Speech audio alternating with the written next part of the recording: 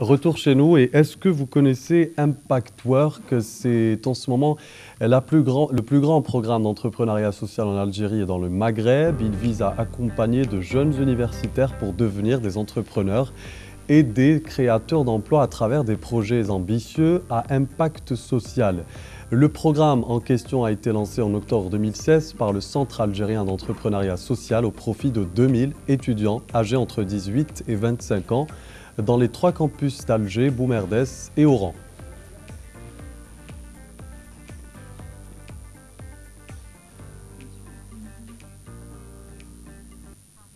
Et pour en parler, on retrouve notre invité.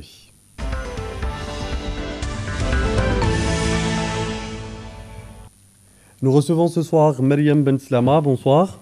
Bonsoir Mansef. Vous êtes responsable des programmes au Centre algérien d'entrepreneuriat social. C'est justement ce centre-là qui est à la tête de ce programme ACSE. Qui êtes-vous au juste? Alors, je m'appelle Mariam Benslama. Je suis donc à la tête du Centre algérien d'entrepreneuriat social depuis un peu moins de 2 ans maintenant. Voilà, moi j'ai un parcours plutôt littéraire, donc rien à voir avec l'entrepreneuriat. Et puis, je suis partie faire une spécialité à l'étranger et c'est au détour de cette spécialité-là que je suis tombée amoureuse, si vous voulez, de l'entrepreneuriat social. Alors, c'est très bien que nous puissions en savoir davantage sur vous, sauf que moi, je parlais plus de ce Centre algérien d'entrepreneuriat social. Qu'est-ce que l'ACSE? Alors, le Centre algérien d'entrepreneuriat social, qui a été fondé en 2013, a pour objectif de, si vous voulez, dans un premier temps, d'identifier les entrepreneurs sociaux qui existent dans notre pays, parce qu'ils sont nombreux, mais ils opèrent un peu en électron libre. Ils ne sont pas fédérés autour d'un noyau, autour d'un réseau. Ça, c'est la première mission. Et puis, la seconde mission, c'est vraiment d'expliquer, déjà, de vulgariser ce concept-là, qui est encore méconnu dans notre pays, ainsi que dans d'autres pays, et d'accompagner une nouvelle génération, la première génération d'entrepreneurs sociaux algériens. C'est une de vos missions, donc. Exactement. Alors, c'était un objectif très noble puisque vous permettez justement aux jeunes entrepreneurs de transformer leurs projets en start-up, mais il y a beaucoup à faire, énormément de travail en seulement 18 mois. Comment faites-vous pour garantir un résultat aussi efficace en peu de temps? Alors, si vous voulez, donc sur ces 18 mois, il y a différentes phases. Donc, il y a une première phase qui est la formation, le coaching, la formation, c'est-à-dire outiller les jeunes avec les outils de base de la création d'entreprise. Là, c'était pendant la formation, ce qu'on voit sur les images? Alors là, un hangar ou qu'est-ce que c'est au juste? Alors ça, c'était au Théâtre national algérien, c'était en octobre dernier, et c'était donc la clôture de la première édition de ce programme-là. Là, on voit d'ailleurs nos finalistes. Oui. Parce qu'en fait, on a accompagné, si vous voulez, des dizaines et des dizaines d'équipes. Et là, on a les 3 finalistes que sont El Moussaïd, Académie Atouna et As-Safi. D'accord, donc vous les avez accompagnés, vous et votre soutien, lequel? Alors, on les a accompagnés, donc nous, le Centre algérien d'entrepreneuriat social, en partenariat avec la City Foundation et en partenariat avec l'ONG Enactus. Très bien. Alors, donc, quel est le bilan que vous faites justement au jour d'aujourd'hui depuis le lancement du programme Impact Work? Alors, ça fait un peu... On clôture déjà ce programme-là en mars, donc dans 3 mois. On peut déjà tirer un premier bilan. Jusqu'à aujourd'hui, on a réussi à mobiliser 2000 étudiants sur 3 wilayas que sont Alger, Oran, Boumerdès. Mobiliser, ça veut dire quoi? Ça veut dire que ce sont des étudiants qui savent ce que c'est l'entrepreneuriat social et qui connaissent les outils de base pour créer, quels sont, si vous voulez, quelle est l'approche, quelles sont les méthodes, quels sont les outils à utiliser pour créer une entreprise sociale. Je rappelle juste qu'une entreprise sociale, c'est un entrepreneur social, si vous voulez, c'est un entrepreneur qui identifie des besoins sociaux ou environnementaux et qui trouve des solutions. Et ces solutions doivent obligatoirement générer des revenus. Donc on n'est pas dans le cadre associatif, on est vraiment dans une démarche entrepreneuriale. Oui. Et quelles sont les étapes par lesquelles vous passez justement pour créer une start-up? Est-ce qu'elles sont différentes, ces étapes, des autres start-up qu'on connaît en matière de... C'est-à-dire, est-ce que les étudiants ont plus de choses à faire ou plutôt le contraire? Alors, si vous voulez, quand on dit une start-up sociale, c'est avant tout une entreprise. Donc une entreprise, c'est d'abord identifier un besoin et y répondre à travers un produit ou un service qu'on commercialise. Ce qu'il y a d'un peu différent par rapport à l'entreprise sociale ou à la start-up sociale, c'est que ce besoin qu'on identifie doit obligatoirement répondre aux objectifs de développement durable décidés par l'ONU. Donc c'est une charte qui a été décidée par l'ONU et qui est très transversale, qui touche à plusieurs domaines. Oui. On a aussi bien tout ce qui travaillait sur aussi bien l'égalité des sexes entre les femmes et les hommes, comme préserver la faune et la flore, préserver la biodiversité, garantir un travail décent aux personnes, etc., etc. Donc ça, c'est identifier les besoins, c'est la première étape. Pour créer... Est-ce que ça a peut-être une connotation psychologique? Est-ce que vous faites des formations sur la psychologie pour essayer d'aboutir à ces conclusions? Alors, vous voulez dire plutôt tout ce qui est développement personnel, peut-être? Sociétaire, et oui. Alors, en fait, si vous voulez, on fait des formations aussi bien techniques, c'est-à-dire outillées de manière pratique, comment on fait un business plan, comment on fait un business model, etc. Mais on travaille aussi sur tout ce qui est, aspect psychologique de la personne et aspect psychologique aussi du groupe, parce que c'est des étudiants qui font des formations, qui font des projets plutôt en groupe. Donc on travaille aussi sur tout ce qui est gestion des relations en groupe, gestion de conflits, voilà, des choses comme ça. Je ne sais pas si je réponds à votre... Par exemple, pour parvenir à faire comprendre la distinction, justement, à faire comprendre ce message que vous avez, l'égalité entre les sexes et tout ça, par quoi vous devez passer, justement? Alors, quel est le type de formation adressée à ces étudiants? Alors, étonnamment, on passe par aucune formation. C'est-à-dire que ce sont les étudiants eux-mêmes qui sont généralement, victimes de problématiques, de problèmes sociaux qu'on rencontre tous les jours, que ce soit dans le transport, dans l'accès aux soins, dans l'accès à la qualité de l'éducation, etc. Et c'est eux-mêmes qui proposent des solutions. C'est ça qui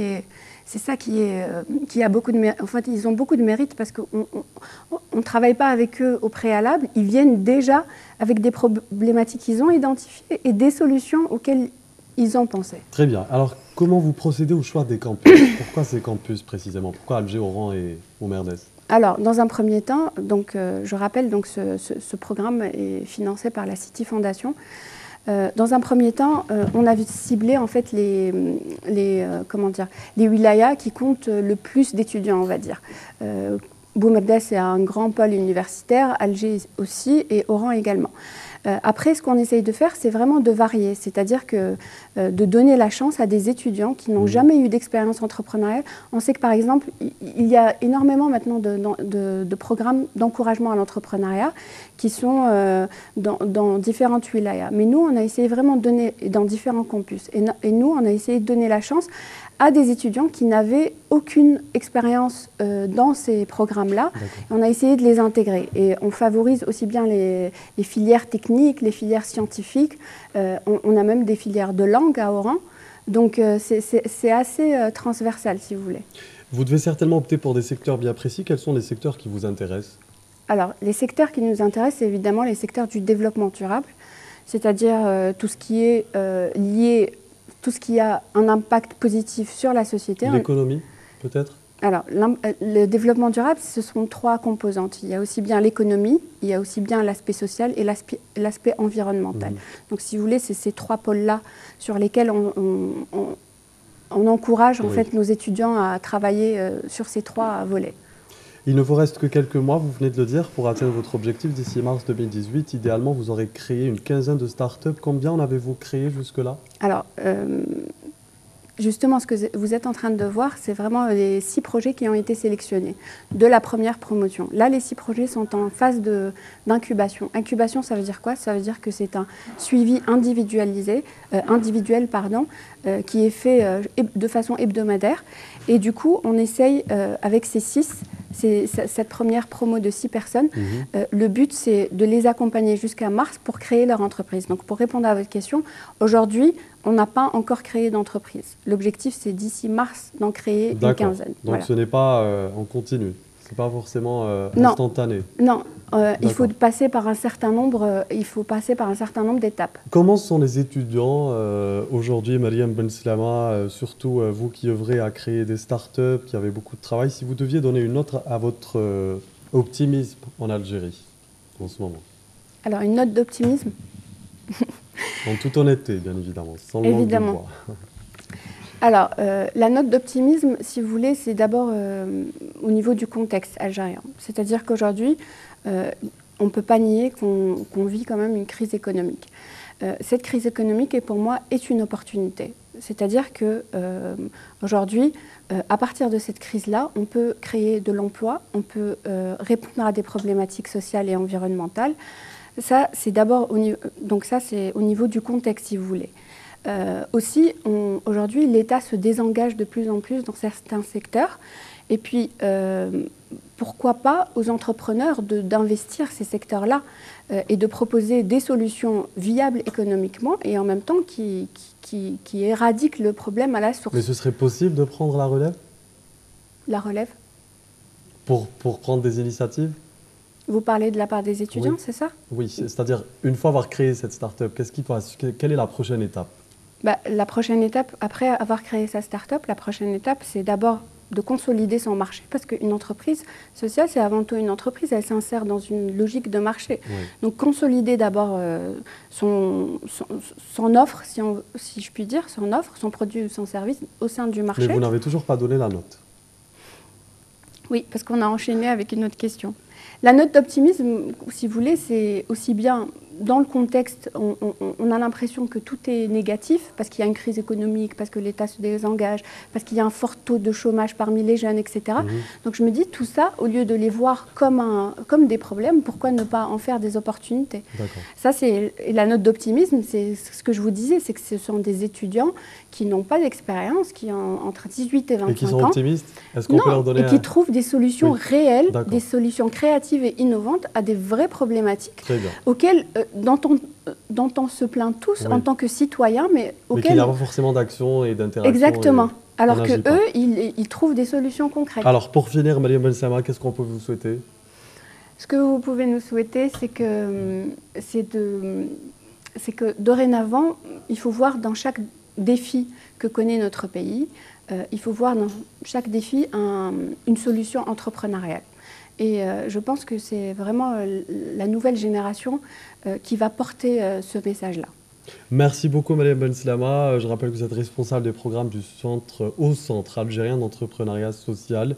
Vous êtes venu parler justement de ces 18 mois pour justement arriver à créer des startups et comment aider tous ces jeunes étudiants. Merci encore d'avoir répondu à nos questions.